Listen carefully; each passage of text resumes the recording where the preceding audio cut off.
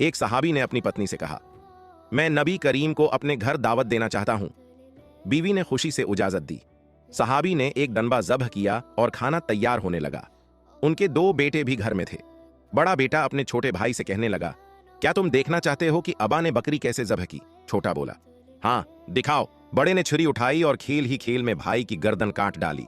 मां ने शोर सुना तो दौड़कर आई और बड़े बेटे को डांटा। खौफ के मारे वो छत पर भागा और गर कर जान दे बैठा। मां पर कयामत गुजर गई, मगर नबी करीम की दावत में कोताही न की। दोनों बच्चों की लाशें दूसरे कमरे में रखकर खाना तैयार किया। जब सहाबी नबी करीम को ले आए तो हुजूर ने फरमाया, मैं खाना नहीं खाऊंगा जब तक तुम्हारे दोनों बेटे साथ न बैठें।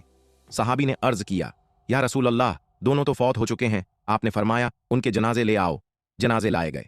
रसूल अल्लाह ने दुआ की और अल्लाह के हुक्म से दोनों बच्चे जिंदा होकर उठ बैठे। फिर नबी करीम के साथ दस्तरख्वान पर बैठे और खाना खाया। ये नबी इकरम के अजीम मौजज़ात में से था।